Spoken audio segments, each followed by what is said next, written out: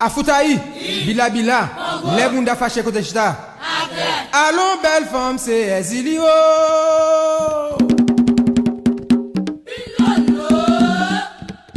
Allons Gaulois, c'est Ezilio.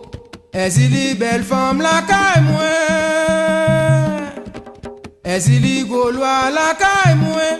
Mounio macha couteau pour yo piquer moi. Mounio macha ponya pour yo ponya de moi. Ezili belle femme la caille moi. Ezili Gaulois la caille moi. Mounio macha couteau pour yo piquer moi.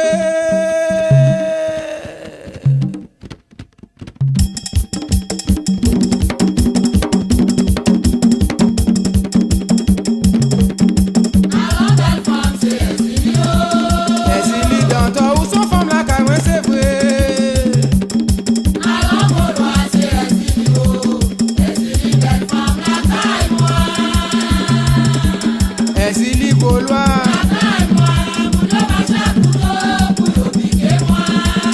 mes amis, mon homme a chapoyan.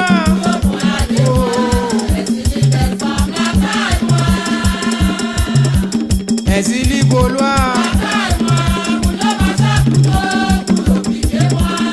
allons belle femme, c'est Ezili.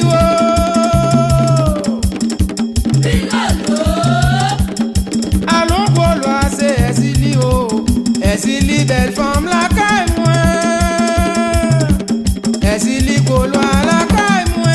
Mon homme a chaque couteau pour yo piquer moi. Mon homme a chaque poignard pour yo poignarder moi. Ezili belle femme la caille moi. Ezili Gaulois la caille moi. Mon homme a chaque couteau pour yo piquer moi.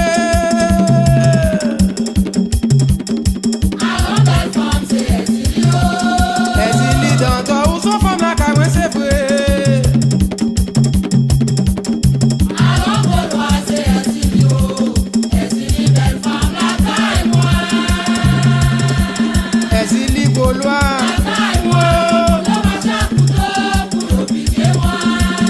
mes amis, mon homme a chapoyan.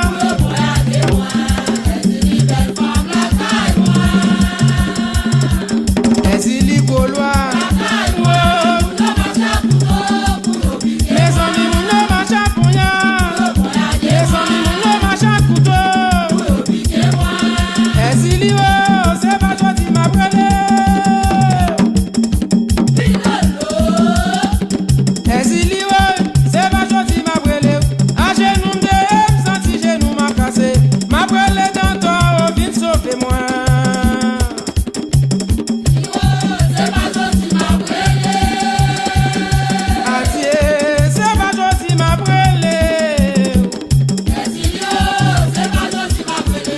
À genoux me senti genoux m'a cassé. M'a brûlé dans toi, viens sauver moi. Ezili, c'est pas toi qui m'as brûlé.